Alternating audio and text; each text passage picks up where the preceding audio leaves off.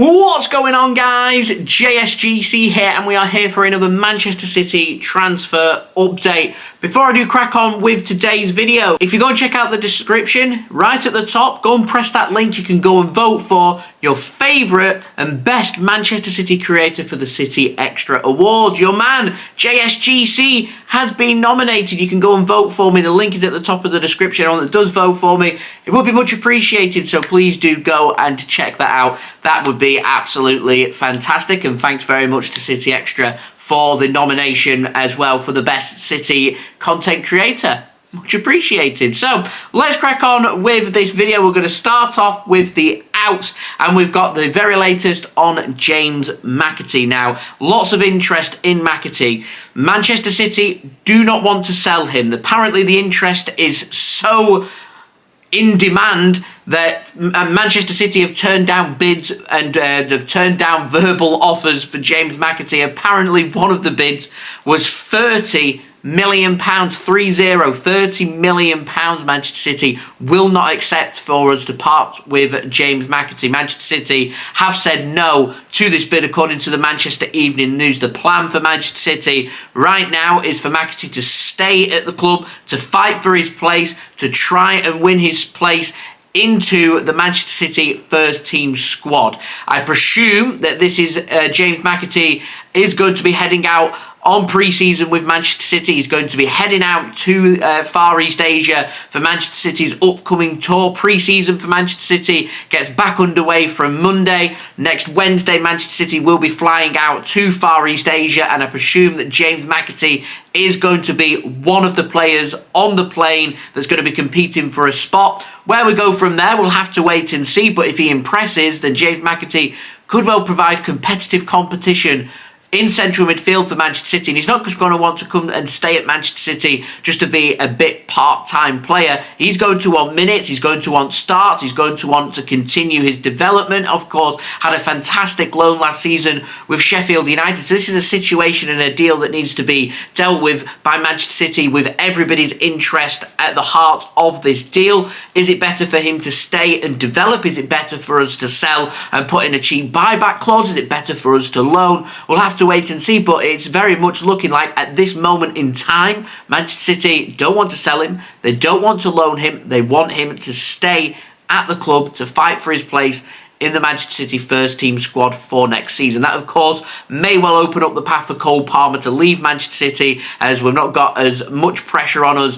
when it comes to registering homegrown players for the Premier League and also for the Champions League as well. If James McAtee is coming into the squad, then that frees up something for us to do with Cole Palmer. We'll have to wait and see. Again, I'm expecting him to be spending pre-season with Manchester City. Now, moving on, we've got the very latest on Riyad Mahrez, and we've heard about strong interest coming in from Saudi Arabia, and that has once again come into fruition again this week. And apparently a club's been named, Al-Ahli. They're wanting to make a bid this week for Riyad Mahrez. It will take a big bid to prize Mahrez away from Manchester City. Let's not forget, whilst he is in his 30s, he does have 2 years left on his Manchester City contract. He's a player, he's an attacker, he scores goals, he grabs assists, he's more than capable of competing right at the very top end of football right now. He's a very important player to Manchester City, so if you want to sign important players to the club, you've got to pay the big money, and I think that's what it's going to take to prize Riyad Mahrez away from Manchester City. I did ask in the comments below my last video yesterday about what would you accept for Riyad Mahrez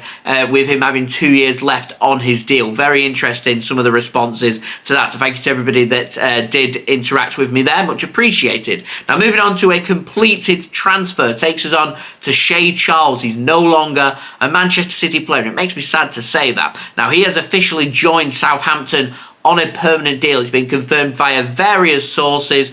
Paul Hurst, one of the most reliable out there, he's confirmed it is a £10.5 million upfront fee. Could rise to as much as £15 million with add-ons.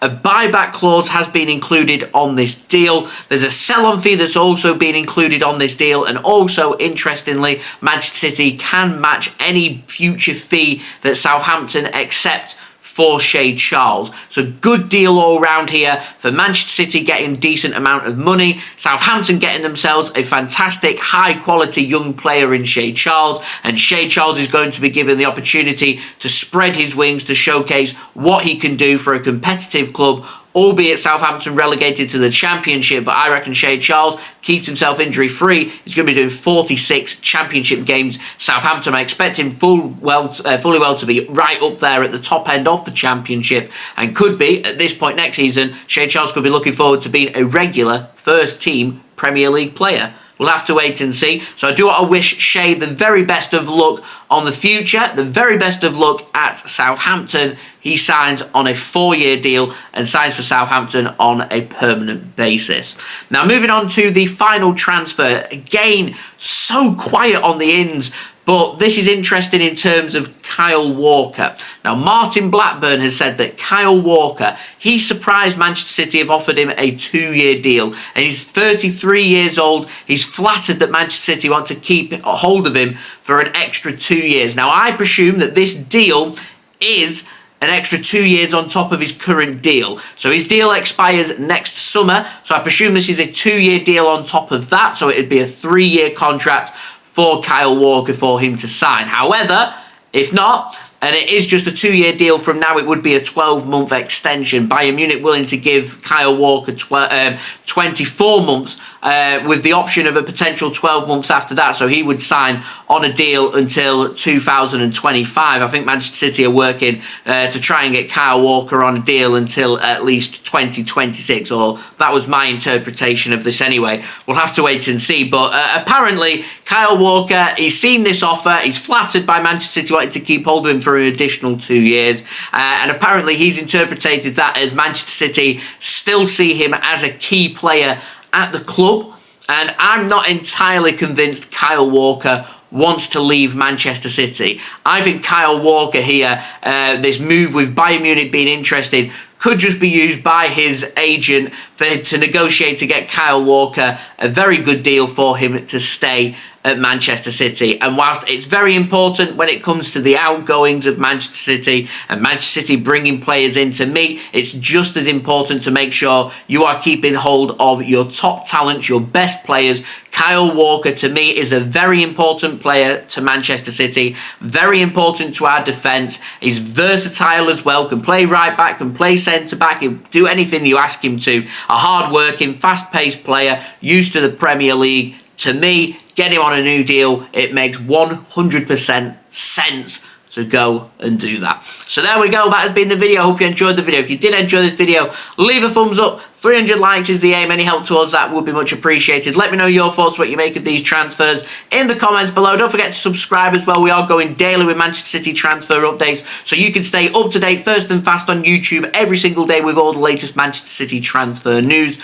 Also, don't forget social media links. They're in the description below and sliding across at the bottom of the screen. If you want to go and follow me on my Twitter and Instagram, my email also in the description too. If you want to hit me up for any sponsorships for any videos or any general business inquiries, TikTok link also in the description if you want to go and follow me on there. And finally, don't forget to go and vote for me as the top Manchester City content creator for the year. The link's in the description. Go and vote for me on there. That'd be much appreciated, and I'll see you all again real soon for the next Manchester City video tomorrow, religiously, with another daily Manchester City transfer update. So I've been JSGC. Thank you everyone for watching. I hope everyone is safe and well. Peace.